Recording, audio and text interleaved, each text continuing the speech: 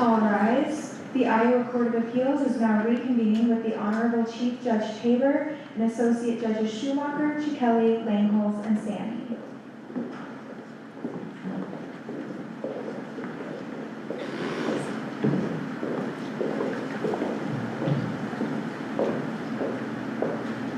Thank you again. Please be seated.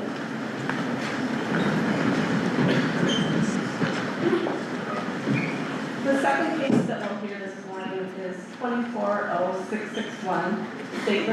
Withers. We have Leah Patton for the appellant, Mr. Withers, and we have Katherine Wenman for the State of Iowa Appellees. So Ms. Patton, whenever you're ready.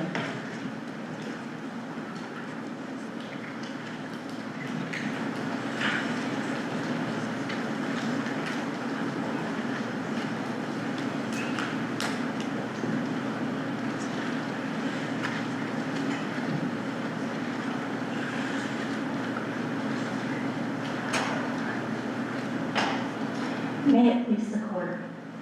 Counsel, thank you for bringing the oral argument.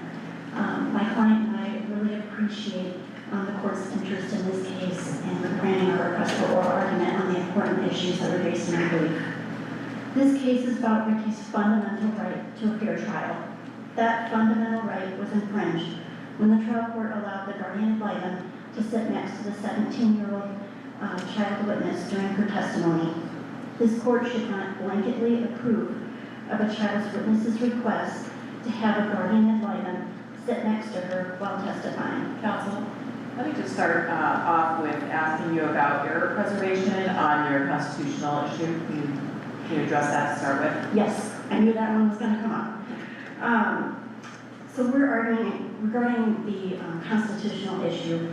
We're arguing that there's an exception to error preservation, where the record shows the grounds for the motion were obvious and understood, but was based on his concern this would lend extra weight or credibility to her testimony and thereby infringe on his right to fair trial.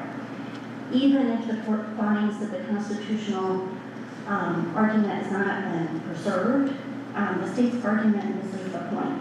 This court must consider and decide whether and under what circumstances a guardian ad litem may sit next to a child witness while testifying. And that's under Iowa Code Section 915.37. Counsel, so what arguments on appeal exactly are you making? Are you making a statutory argument for this right in addition to a constitutional right, or are you only making a constitutional argument on appeal? Both. So both the statutory and constitutional. But in looking at the statutory right, the court must also look at Ricky's right to a fair trial. And that's under the State versus Scapehill case, where the court talked about parameters of guardian ad litems in criminal cases. If we were to entertain this as a constitutional issue, are you arguing a different standard under the Iowa Constitution and the federal Constitution, or just one consistent standard? One consistent standard under considering both constitutions. Counsel, if you are arguing both constitutional and statutory, does it change our standard of review versus a constitutional versus a statutory interpretation? Well, looking at if the court's looking at the constitutional, it would be de novo. If it's just looking at statutory, it's errors at law. But then, like I said before, in looking at the statutory, the court needs to consider my client's right to a fair trial as well. So the court still needs to consider that.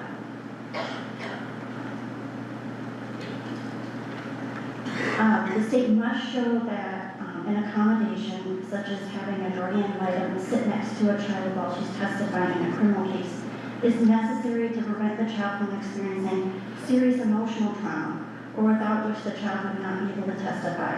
Only once a compelling need for the accommodation is shown should this measure, which can prejudice the defendants, be permitted. I have a related error preservation question. Was that compelling need standard, was that presented to the district court as the test that they was used? Those exact words were not used by trial counsel.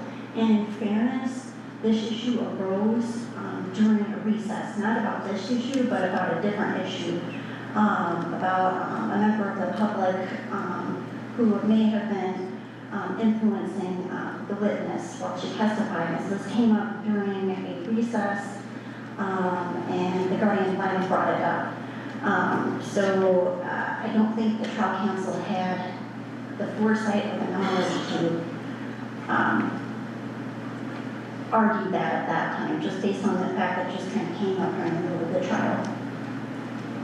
Can we overlook the fact that it wasn't brought up? I mean, we would essentially be saying, district court, you were not asked to do this, but you were wrong not to think of it on your own.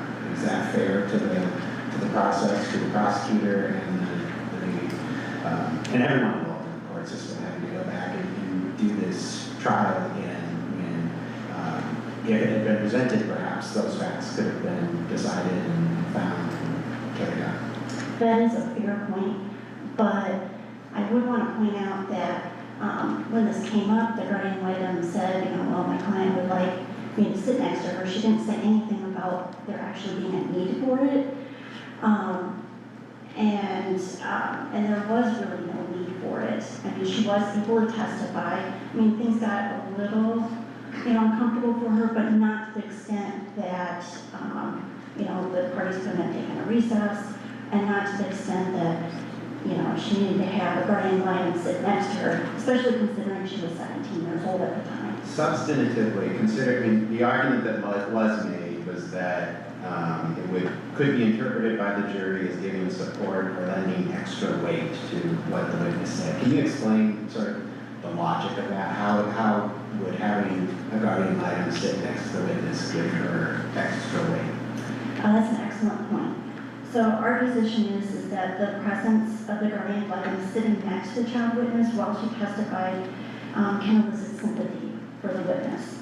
It can make the witness appear vulnerable, and it can persuade the jurors that her testimony is more credible. The accommodation interferes with the defendant's right to confront the witness because the sympathy that the testimony elicits, which could encourage the jurors to presume the child is the defendant's victim. It can also distract from the jurors observing witness demeanor and interfere with fair assessments of witness credibility. And may also cause the jury to assume the defendant is dangerous and therefore guilty. So that's why it's important in this case. Other than district court describing the situation as allowing the guardian ad litem to sit next to the witness, we don't have any more specifics on the record about the logistics of that, do we? Like oftentimes these boxes are kind of small, so we don't know if she crammed into the box with her or anything like that. No, I mean the record is unclear as to how that happened and what actually happened. We don't have that here, just that she was allowed to sit next to the child witness while she testified. And counsel, my understanding from a review of the record is that we don't really have much by way of what specifically the child said to the GAL in terms of why, right? Other than, I'd like you to, right? But we don't have much other than that, right? That's right, we don't. We just have that she expressed a desire to the GAL, and the GAL, because it was her duty to present that to the court, but there was nothing, she wants me to sit next to her because of X, Y, or Z reason. That's not in the record. And is there anything in the docket history to suggest that, say for example, a cashing motion or any type of thing related to mental health records, or, do we know that this particular victim had a history of, troubles with respect to communicating or anything of that sort in the record? There's nothing in the record, at least that I could see, in terms of her having any sort of special needs or disabilities or needing accommodations or anything like that. Counsel, if I could jump to your motion to continue argument and specifically on the computer analyst, because those minutes and that was provided 10 days less than before trial. How did that prejudice your client? It prejudiced my client because he was essentially blindsided by it. It's understood that yes, his computer was seized, it was sent to the crime lab, but the minutes listing the expert, essentially an expert in forensic computer analysis, and a 63-page DCI report, which summarized all of that analysis, was provided only about a week from trial. That definitely prejudiced Ricky and his trial attorney at the time. And the record reflects that your client was given the opportunity to depose that witness within that time frame before trial, but is it correct that he declined to do so? Yes, so the court tried to kind of come to some sort of middle ground and offered to do depositions during the trial, which is not ideal, as the court is aware, especially in this kind of case which involved multiple counts of sex abuse. So he had the option, but he decided that it would not do a whole lot of good. And the reason why is that he would not have the transcript in time to have it for trial, for if he needed to do any sort of cross-examination. I see my time's up, can I conclude? Okay. His attorney was also not a computer forensic expert and did not even know what he was looking at in terms of the report. If you look at the report and the record is read out down to 6 pages, he would need to have his own expert look at it and examine it after he examined it. And he would have gone into that deposition cold and didn't wait that short questioning in the middle of a trial and doing a deposition in the middle of a trial without getting the chance to review it later and consulting with his own expert would do a whole lot of good. And it shows this in this record. This cross-examination was very short, it was a couple of pages, and it was just bare bones. And if he would have had the opportunity to effectively depose the witness, he may have had a much stronger cross-examination. In conclusion, we're asking that the court reverse and remand for a new trial, and in the alternative, remand for resentencing. Thank you. Thank you, Counsel. And you'll have more time on rebuttal. Ms. Wenman.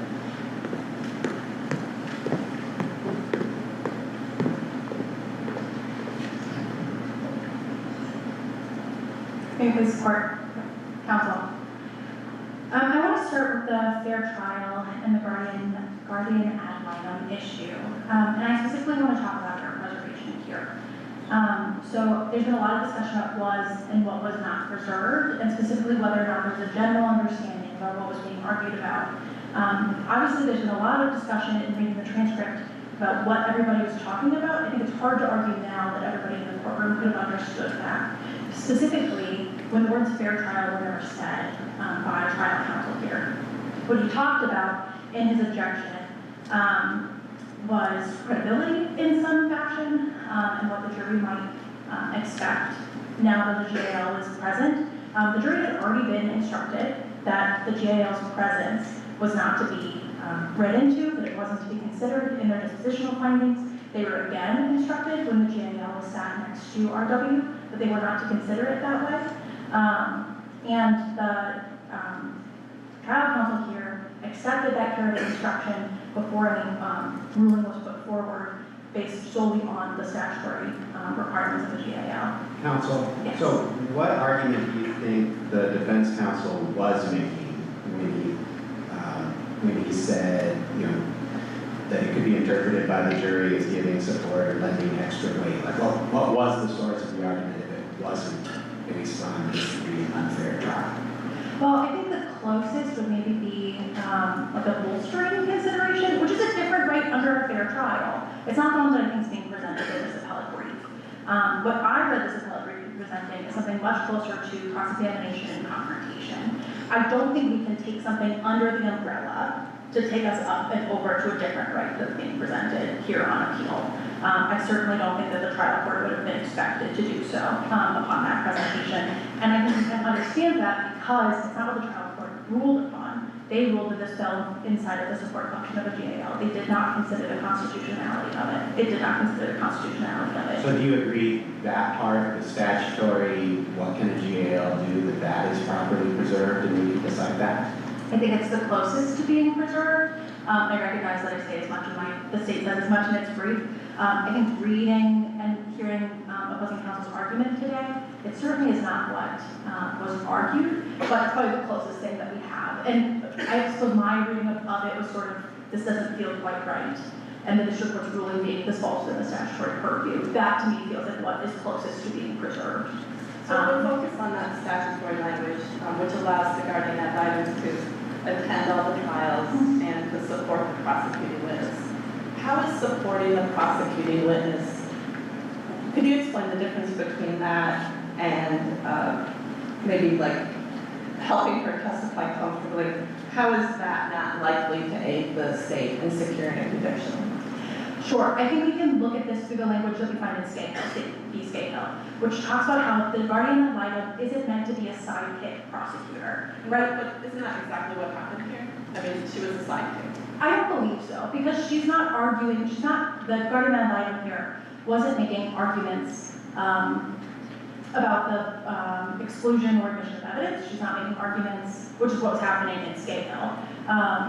Instead, the language of Scahill says that you are meant to act as an attorney as a GAL, and arguments can be made about the admission and exclusion of evidence of the prosecuting child witness.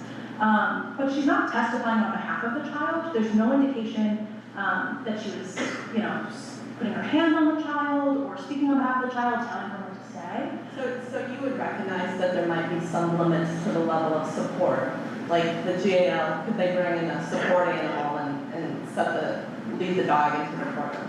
Interestingly, there are a lot of federal cases about the use of support animals that say that it's less likely to lead to an adverse inference from a jury than a GAL sitting next to an adult, sitting next to a witness. So I actually think we'd be better off with a support animal, weirdly.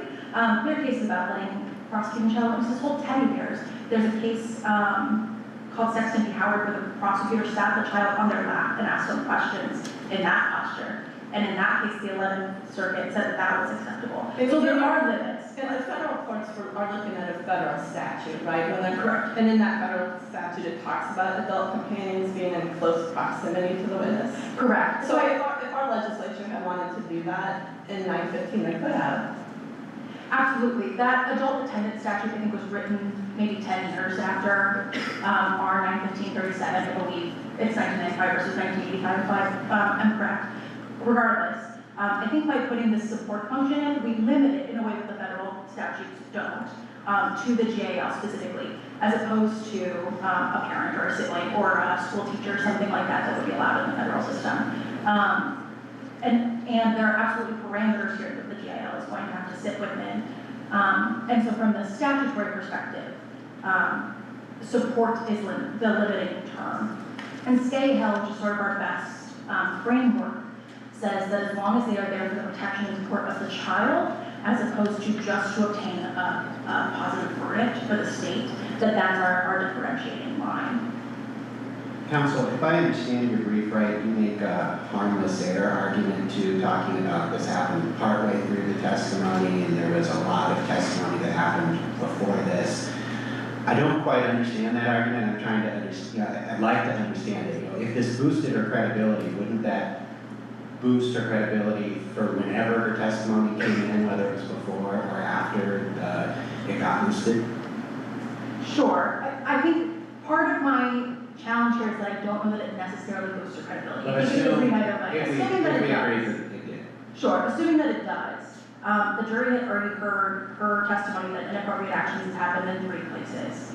I understand that if she comes and has somebody sit next to her, the testimony after that may seem more or less credible. I don't understand why the testimony before that is impacted by the GAL sitting next to her, if she's able to say it in that way, before she has somebody sitting next to her. If the imposition is that somebody sitting next to her is a vouching of some sort, the vouching can't start until the person is sitting next to her. But I take your point that it could be read in a lot of different ways. I think it's one of the important reasons that a better record about what this jury may have understood would be important, why error preservation is necessary in this context. Counsel, I was just gonna, unless you needed to ask another question on those lines, I was going to ask you to follow up on the motion to continue. Absolutely. So we have 2 witnesses that are brought and challenged here. Deborah, the grandmother, and Special Agent Frampton. Deborah was a timely admitted witness, and so wouldn't have alone been allowable grounds for the continuance requested here. Special Agent Frampton was admitted in untimely. However, Mr. Withers was given an opportunity to depose him. And why that's important here specifically is because the alleged prejudice is that he didn't have the appropriate means to cross-examine Special Agent Frampton. And with that deposition, it's challenging to say that but for that deposition, he wouldn't have been able to do an appropriate cross-examination. So when he was given the opportunity to cure that deficit, I think the more appropriate way to challenge this would have been to go do the deposition and then come back and say, Your Honor, I don't have enough time here. Something came up with this that we're going to have to dig further into, and then request a continuance before saying that an ineffective cross-examination stemmed from that untimely action. And we know that there was time to do a deposition because he deposed Mrs. Withers at that time, he deposed Deborah in that time, but who was a time-limited witness. But Withers was a lay witness. This is an expert witness that's coming forward with a report. And can you respond to counsel's argument as to how that comes into play? Sure. So we do know that a larger document was given to counsel. That larger document is not in this record. We only have the redacted version. And that redacted version provided only URLs. Special Agent Frampton talked some about how they got to those URLs, what those looked like. But I think it's important to note here that the contents of those websites is part of the ether of this case, but not part of the charged crimes of this case, these cases. Right? No, but my understanding is the websites and these reports corroborated the victim's story, and it was an expert that was used to lay that foundation. How is defense able, if they wanted to get their own expert to examine the expert's report and opine separately, how would they have time to do that 10 days before trial? Well, Your Honor, I do think the better argument would have been made after they would have taken the deposition of Special Agent Frampton. I recognize your point that it's a short time ahead. I'll point out that they never asked for the exclusion of this witness. They never asked for the exclusion of this evidence, and it is cumulative at base. They had already deposed the children, by at least the understanding that I have of this record, and those children testified about what they were made to watch from these websites and the contents that involved young children. So I don't think that there's anything about these websites specifically that goes to the heart of these cases other than maybe the ether of these cases, and then he wasn't already aware he was being charged with. And he was already aware that they had seized his computer. So I think that that also goes to the heart of it. But, if I may, Chief, couldn't the reasonable conclusion though be, hey, they seized my computer, it's been radio silence since they did it, with respect to any witness or evidence presented about it? I guess I don't, counsel wouldn't need to do anything because they figured it wasn't an issue until 10 days before trial. Sure, I do think if that kind of a challenge had been made, which would have been under the reciprocal discovery agreement, which was not challenged here, it might be in a different posture. But because they never challenged it under the reciprocal discovery agreement, we don't know when the state got access to this evidence, so we don't know if it was properly delivered or not. Obviously, the request for a continuance, because it falls under the old rules, we're looking at it being strongly disfavored. It probably would have acted a little differently or looked a little differently had it been challenged under. And I'm not saying that the prosecution did anything unethical. I mean, I understand sometimes law enforcement will be like, hey, here's the file, by the way, for trial next week, and it's like, oh my gosh.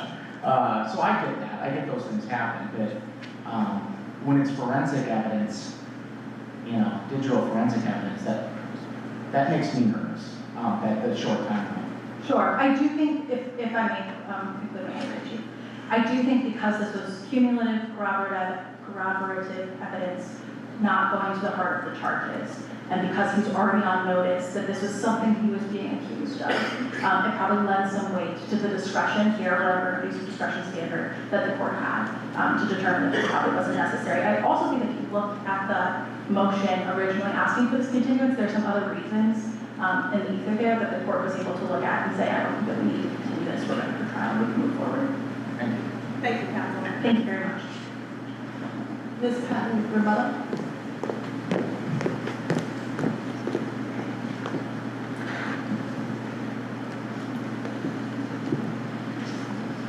Thank you. I wanted to address a couple of things that opposing counsel brought up. One thing is that the standard that the court should view the lens of the role of a jail and whether a jail can sit next to a child witness while testifying and what would be allowed and what would not be allowed. As the state has argued in its brief, as well as today, that they're arguing that an abuse of discretion approach should be applied by you. And we submit that that is problematic. It leads to problems in the way that guilt is determined by jurors, by prejudicing the defendant and infringing on the defendant's rights. Trial courts using an abuse of discretion standard many times weigh in favor of permitting accommodations to the detriment of the defendant. The standard is too flexible. It allows accommodations even when it's not even necessary. It leaves the defendant to guess what factors the court will consider in determining whether an accommodation would even be allowed. And as long as the trial court does not abuse its discretion, then the decision is upheld by the appellate court, such as this court. I also want to address harmless error Counsel, argument. before you get there, I do have a question on the transcript. So child testifies, break is had, off jury discussion on the record occurs about some things that happened with somebody in the crowd and yada yada, fine. And then during that break and during that record discussion, the request is made for the GAL. GAL then, they bring the jury back in, trial resumes. Second part, I call second part of the child's testimony commences with the GAL sitting there by the child at this point. From my review of the transcript, I don't see any struggles with the child pre-break. Am I wrong on that? Like, I was looking for maybe take your time. Would you like Kleenexes? Judge, we need a break. We're happy, I just didn't see anything like that. But it's hard to gather that from the transcript sometimes. Did you notice any problems in terms of the flow of information from the child pre-break? I didn't notice any substantial issues where the child either broke down or almost broke down and just couldn't go on. There was one point early on where the prosecutor seemed to recognize this could be a little hard for you, just take a breath. It looks like she might have probably taken a breath and then she was able to testify. He was a little bit leading in some of his questions. I think the defense attorney kind of allowed it to some extent, just kind of understanding how, what the allegations were and to kind of, to help her through. But there was nothing to indicate that she just could not go on or it was going to be very difficult to move on. And there could have been other things that could have been done. They were already on a break for this other issue, and this issue came up. They could have, taken more of a break. They could have done other things if it actually was an issue, which I don't think it was based on the record that we have. So in terms of harmless error, the state must establish that error was harmless beyond reasonable doubt. This court's task is to evaluate the evidence other than the testimony at issue and determine whether it was so overwhelming that the court is abidingly convinced that the testimony did not contribute to the jury's finding of guilt. So if the court looks at the testimony before the GL sat next to her, she essentially testified to some inappropriate things that Ricky did. She identified some areas in the home. She didn't provide a ton of details, and then she didn't really pinpoint any dates or specific dates. Other than her testimony, there's really no other testimony evidence to corroborate what she said about the allegations regarding her. No other person in the home witnessed any sexual abuse of RW. And it appears that these incidents may have happened when Ricky's ex-wife was at work and there were other people who were in the home, other siblings in the home, including older siblings. Before the allegations came out, Ricky's ex-wife testified she did not notice anything was amiss and reported that RW seemed happy. There was some evidence of pornography websites that was found on Ricky's computer. Ricky did admit to watching pornography on his computer. However, he did not admit to watching what's called the incest pornography, the stepfather, stepdaughter porn, which is really an issue in this case. And there's evidence that other people had access to his computer. Ricky did have significant health issues, was disabled, and there were some issues about whether or not he could even perform sex acts because of his conditions. And he steadfastly denied any sort of abuse. I see my time's up, but I wrap up. You may. So we argue that this court could not find that there is harmless in this case. We are asking the court to reverse and remand for new trial, and the alternative to remand for resentencing. Thank you. Thank you, Counsel. Thank you both today for appearing in this setting. We appreciate that and for your helpful briefing in this case. We will consider State v. Withers submitted, and we will have a written decision forthcoming as soon as possible. And with that, we'll adjourn the formal part of our report this morning.